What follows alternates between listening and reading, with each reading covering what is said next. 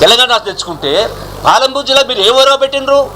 పాలమూరు జిల్లా నుంచి మీకు ఎంపీగా పంపిస్తే అక్కడనేమో కాళేశ్వరానికేమో 1,00,000 కోట్లు ఖర్చు పెడతారు, మొత్తం 1,80,000 కోట్లు చర్చలో పాల్గొంటాం, చీల్చి చెండాడతామని చెప్పంటే తెలంగాణ సమాజం అంతా ఈ అసెంబ్లీ ఎన్నికల్లో వారు మాట్లాడేటువంటి మాటల కోసం ఎదురు చూశారు.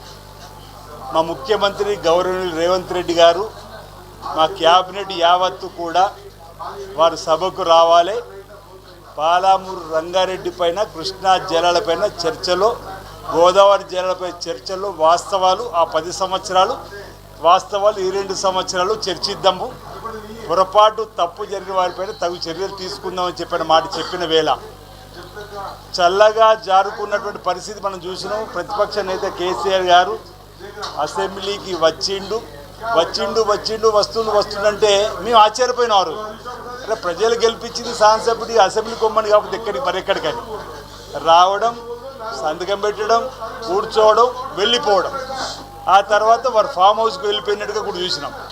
ఈ లోపల 2 రోజులుగా బీఆర్ఎస్ పార్టీకి డిప్యూటీ ఫ్లోర్ లీడర్లకు కూడా 2-3 ఎంపిక చేసినట్టుగా వీళ్ళు వెళ్ళి వాళ్ళ సభా నాయకుడిని పుష్పగుచ్చలిచ్చి కూడా మాట్లాడారు. ఫ్లోర్ లీడరు, ప్రతిపక్ష నాయకుడు అసెంబ్లీకి రాకుండా వెళ్ళిపోయినరు.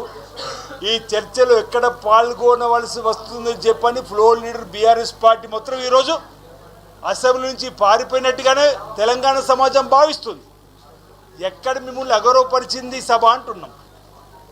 ఈరోజు ప్రశ్నోత్తరాల సమయంలో మొదటి క్వశ్చన్ ప్రారంభమైన దానికి గౌరవ మంత్రులు సమానం చెప్పి సభ్యులకు సమానం ఇచ్చే క్రమంలో సభానాయకుడిగా గౌరవ ముఖ్యమంత్రి గారు కూడా మూసీ నది ప్రక్షాళనపైన వారు సమాధానం తెలంగాణ సమాజానికి సభకి ఇచ్చే క్రమంలో నేను మాట్లాడతాను ముందుకు వస్తే అందులో ప్రశ్న